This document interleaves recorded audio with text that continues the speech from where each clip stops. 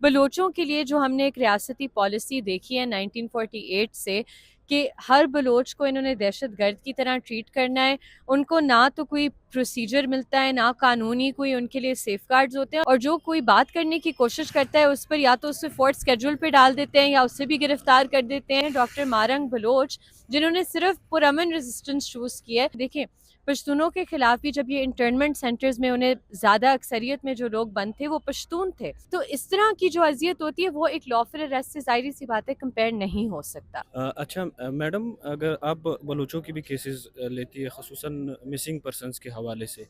उन केसेस को और इन केसेस को जो यहाँ पर पश्तूनों को ज़ाहिर करके गिरफ़्तार किया गया है, तो पश्तूनों के पास कम से कम थोड़ा-सा ये लेवरेज तो है कि उनको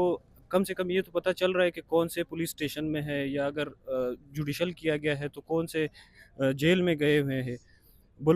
जो वहाँ पे बलूचिस्तान के स्टूडेंट्स यहाँ पे होते हैं, या जो बलूचिस्तान के जो गिरफ़्तार किए जाने वाले जो लोग होते हैं, उनका तो ये भी पता नहीं चल रहा होता कि वो कहाँ पे है, किसने गिरफ़्तार किया है और कैसा सलूक उनके साथ किया जा रहा है। देखिए, जबरी गुमशुदगी और गिरफ्तारी में इसलिए ज़मीन आसमान का फ़र्क होता है कि जब आप अरेस्ट किए जाते हैं तो ऑब्वियसली आपको एक अदालत में पेश किया जाता है, और एटलीस्ट कागज़ पर इन लोगों के कुछ हकूक़ होते हैं जो कि हमने अभी डिस्कशन किया है कि किस तरह वो हकूक़ पामाल किए जा रहे हैं, इसके बावजूद कि उनकी गिरफ्तारियाँ डाली गई हैं। कुछ लोग इनमें से भी ऐसे हैं जो अभी तक लापता है, जिनका हमें कोई इल्म नहीं है कि वो कहाँ है, किस हाल में है। बलोचों के लिए जो हमने एक रियासती पॉलिसी देखी है 1948 से कि हर बलोच को इन्होंने दहशतगर्द की तरह ट्रीट करना है, उनको ना तो कोई प्रोसीजर मिलता है, ना कानूनी कोई उनके लिए सेफ गार्ड्स होते हैं, और पूरा जो बलोचिस्तान है इस वक्त में, ऐसा कोई घर नहीं है जहाँ किसी को जबरन लापता नहीं किया गया हो या किसी को मावराए अदालत कत्ल ना किया गया हो।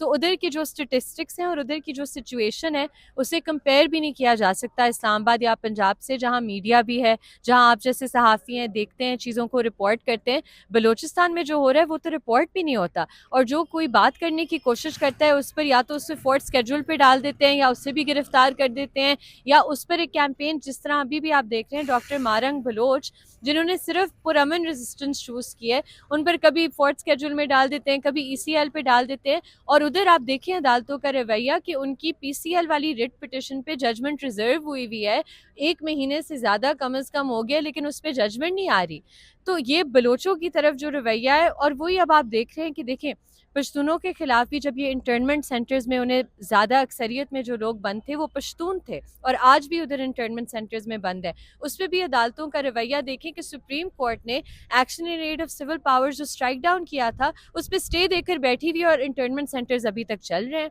तो ये अदालतों का रवैया होता है, और हर मार्जिनलाइज ग्रुप के साथ होता है, चाहे वो पश्तून हो, सिंधी हो, महाजिर हो, बलोच हो, कश्मीरी हो। ये एक ओवरऑल रियासत पाकिस्तान की जो मेंटालिटी है वही चीज़ हम देखते हैं इनके इदारों में। मैं अगर कंक्लूड करूँ कि इस केस में ये जो अभी जो इशू है उसके बाद जो गिरफ्तारियाँ हुई है, उन लोगों को मैं थोड़ा-सा खुशकिस्मत कहूँ नाइंसाफ़ी में, क्योंकि उनको कम से कम ये तो पता चल रहा है कि हमारे लवाहिकीन को पता चल रहा है कि कहाँ पे हैं हमारे बंदे। बाकी बलोचों को ये नहीं पता चलता कि उनके लवाहिकीन तक कहाँ पे। देखिए, मेरी नज़र में ज़ुल्म ज़ुल्म होता है, चाहे किसी के साथ भी हो, और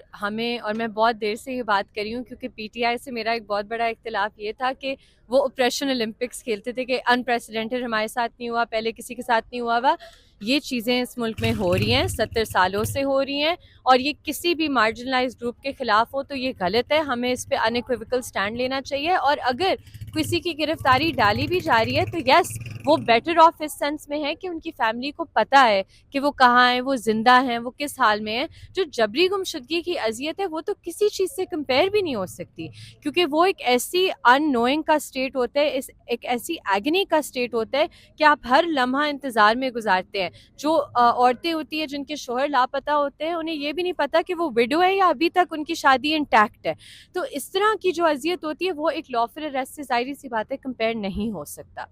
बहुत शुक्रिया। Thank you.